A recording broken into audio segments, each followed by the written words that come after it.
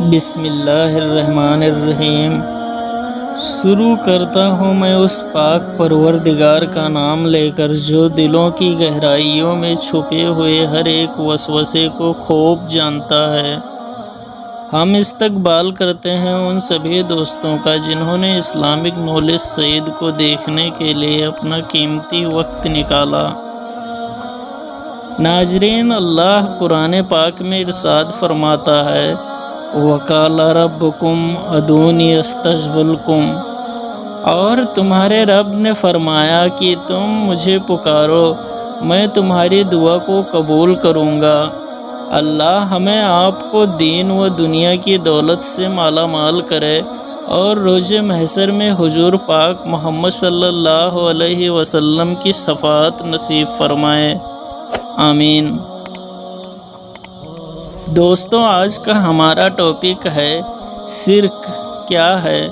شرک کا اصل معنی ہوتا ہے شریک کرنا، یعنی کہ اللہ کی ذات، صفات اور اس کی عبادت میں کسی دوسرے کو شریک کرنا یا کسی کو اس جیسا سمجھنا، بلکہ یوں کہا جائے کہ اللہ کو چھوڑ کر غیر اللہ سے مدد مانگنا، اسی کو شرک کہا جاتا ہے۔ میرے عزیز دوستو، ایسے مسلمان چاہے وہ بھارت، بنگلہ دیش، پاکستان یا پھر دیگر ملک جہاں پہ قبر پرستی، قبروں پر چادر چڑھانا اور تو اور آپ کو کامن دیکھنے کو ملے گا کہ بہت سارے لوگ انہی قبروں کو سجدہ کر رہے ہوتے ہیں، انہی قبروں کے سامنے کھڑے ہو کر انہی سے دعا مانگ رہے ہیں کہ اے بابا مجھے دولت، اولاد، شہرت اور بہت ساری اپنی تکلیفیں ان کے سامنے پیش کرتے ہیں۔ جن لوگوں کو یہ اللہ کے سوا پکارتے ہیں وہ کوئی چیز بھی تو نہیں بنا سکتے، بلکہ وہ خود بنائے جاتے ہیں۔ وہ تو مردہ ہیں، بے جان، ان کو تو یہ بھی معلوم نہیں کہ اٹھائے جو کچھ چھپاتے ہیں اور جو ظاہر کرتے ہیں اللہ ضرور اس کو جانتا ہے۔ وہ سرکشوں کو ہرگز پسند نہیں۔ وہ بھول بیٹھتے ہیں اللہ کو۔ ایسے بھی لوگوں کو دیکھا گیا ہے جنہوں نے اپنی زندگی کے اندر کبھی بھی قرآن پاک نہیں پڑھا ہے، پھر بھی عوام ان کو اپنا پیر سمجھ کر، مشکل کشا سمجھ کر ان کے پیروں اور ہاتھوں پر اپنے ماتھے کو ٹیکتے ہیں۔ یہ سب کچھ خود کو مسلمان کہنے والے لوگ کر رہے ہیں۔ اب یہ سبھی چیزیں، چاہے وہ کسی پیر کے سامنے آپ اپنا سر ٹیکتے ہوں یا کسی بزرگ کے قبر پر جا کر ان سے دعائیں مانگتے ہوں، یہ سب کچھ شرک ہے، کیونکہ عبادت اور دعا تو صرف اور صرف اللہ سے ہی کر سکتے ہیں۔ تو پھر کیا کہنا چاہو گے ایسے لوگوں کے بارے میں؟ اور تم یاد رکھنا، شرک کبھی اللہ معاف نہیں کرے گا۔ بغیر توبہ کیے ہوئے شرک کرنے والا اگر مر گیا تو اس کا ٹھکانہ صرف اور صرف نار جہنم ہی ہے۔ بھارت اور پاکستان کے مسلمان آج ان بزرگوں کے مزارات پر یا ان بزرگوں کے نام پر جو کچھ بھی کر رہے ہیں آپ اس ویڈیو میں دیکھ سکتے ہیں۔ اس کو دیکھ کر تو یہی لگ رہا ہے کہ یہ مسلمان اس قوم سے بھی آگے نکل گئے جو آج بھی چاند اور سورج کو اپنا خدا مان کر ان کی پوجا کرتے ہیں۔ یہ سبھی وارداتیں یہیں پر آ کر ختم نہیں ہو رہی ہے۔ رکو ذرا، صبر کر کے غور سے دیکھیے اس ٹریکٹر کو جس کو جنگ لگ چکا ہے۔ اس پر سفید اور سبز رنگ کے کپڑے کو باندھ کر اسے اپنا مشکل کشا بنا لیا گیا ہے، اور لوگ دور دور سے اپنی حاجتیں اور دعائیں مانگنے کے لیے اس ٹریکٹر کے پاس آتے ہیں۔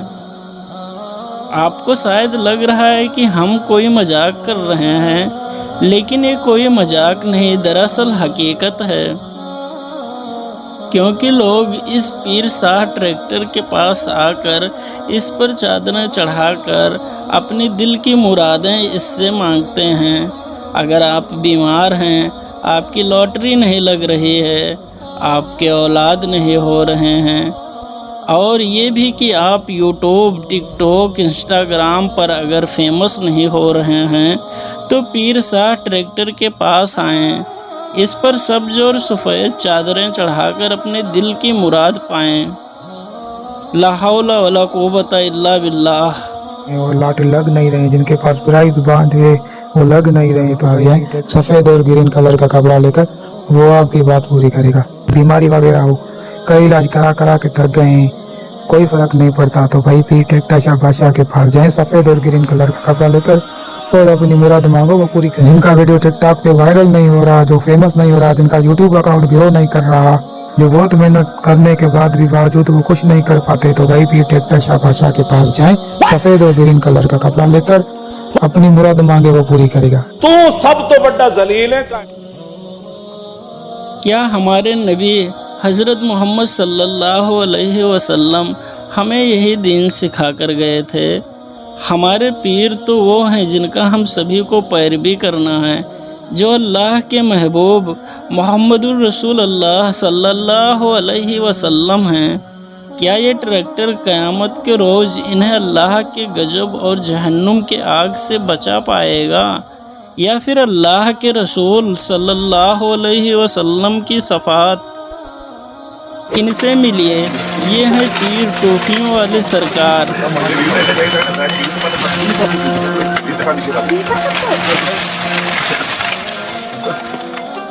یہ پیر پھولوں والی سرکار،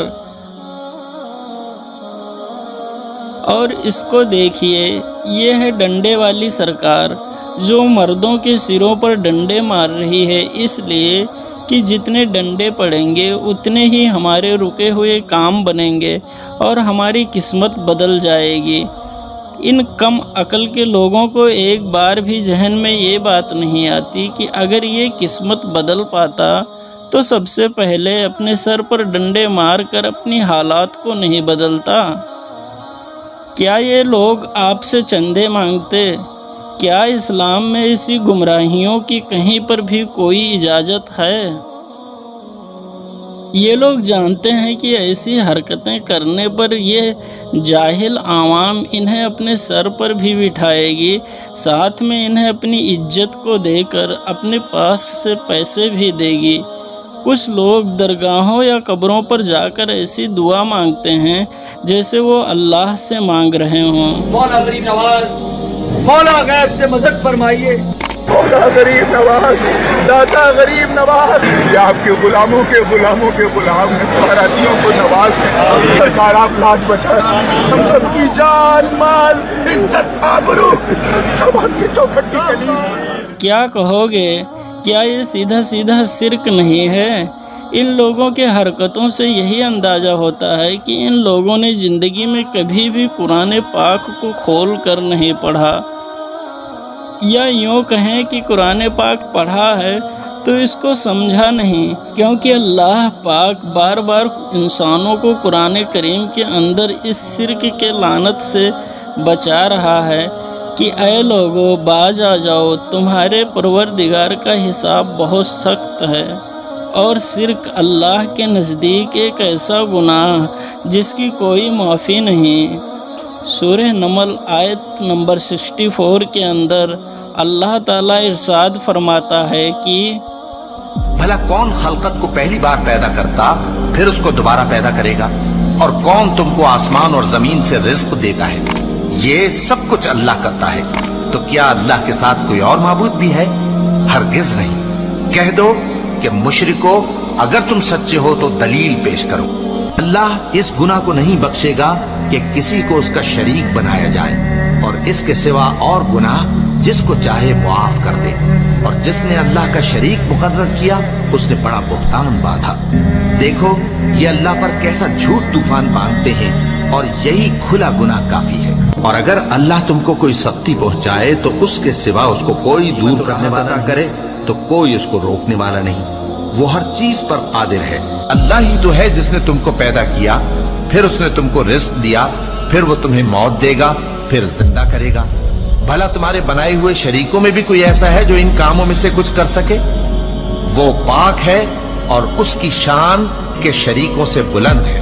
اب ایسا بھی نہیں ہے کہ اللہ کے نیک بندے سب کے سب ایسے ہی ہوتے ہیں، क्योंकि कुछ खौफ खुदा रखने वाले अल्लाह ताला के नेक बंदे आज भी दुनिया के अंदर मौजूद हैं, जिन्होंने अपनी तबलीग और अपने किरदार के ज़रिए लोगों को अल्लाह का हुक्म ना सिर्फ पढ़कर सुनाया बल्कि इसका असल मतलब समझाकर इनको गुमराहियों से भी बचा लिया। कि नबी के जैसा है ही कोई नहीं, बाबे थे शाही कोई नहीं, यानी रसूलुल्लाह के मुकाबले में। पहले मैं सिर्फ कहता था ना बाबे थे शाही कोई नहीं, वो किसी कॉन्टेक्स्ट में कहता था, लेकिन वो कहते नहीं बाबा नहीं तौहीन हो रही है, उनको ना तौहीन हो रही है।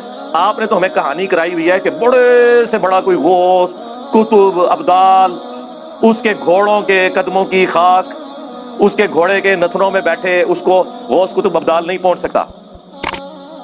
यानी ये तो कह रहे हैं कि हमारे जो बुजुर्गान दीन है वो सहाबा कराम के घोड़े के कदमों की खाक के बराबर भी नहीं है, यानी उनके मुकाबले में भी शाही कोई नहीं। तो हम ये ना कहें कि नबी के जैसा है ही कोई नहीं, बाबे थे नाजायज है, लेकिन पीर साहब से मांगना, गौस पाक से मांगना, ख्वाजा मुईनुद्दीन अजमेरी से मांगना कि ऐ फलानी कब्र वाले मेरी फलानी हाजत पूरी कर दे, ये मुशाबहत बेअब्दतुल औसान है, बुत परस्तों के साथ मुशाबहत है जो शरीयत में शिरक है, और शिरक गुनाह अजीम है, हमारी शरीयत में मना है।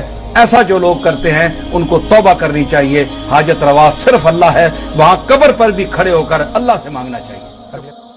अगर आज भी आप अपने पास बुत परस्ती, कब्र परस्ती, कब्रों पर चादर चढ़ाना, इन सभी शिरकाना हरकतों को देखकर इसे अपनी ज़ुबान, हाथ और कलम से रोकने की ताकत रखने के बावजूद गर खामोश रहे, तो कल क़यामत के रोज़ अल्लाह ने अगर सवाल किया कि तुम्हारी आँखों के सामने ये सभी शिरक होते रहे, तुम खामोश रह कर सब कुछ देखते और सुनते रहे, लेकिन तुमने क्यों कुछ नहीं किया, फिर इसका क्या जवाब दोगे? याद रखिए कि हज़रत सालेह अलैहिस्सलाम की ऊँटनी को कत्ल करने वाले केवल 4 लोग ही थे, लेकिन अल्लाह ने पूरी बस्ती पर अपना अजाब नाजिल करके निस्तो नाबूद कर दिया, क्योंकि वो लोग भी जुल्म होता देखकर खामोश रहे।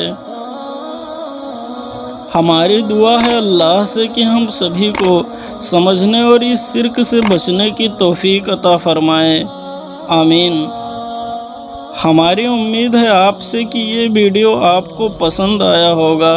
अगर पसंद आया हो तो लाइक, चैनल को सब्सक्राइब ज़रूर करें। अपना अपने अजीज़ों का खूब सारा ख्याल रख कर हंसते और मुस्कुराते रहिए। अल्लाह हाफिज़।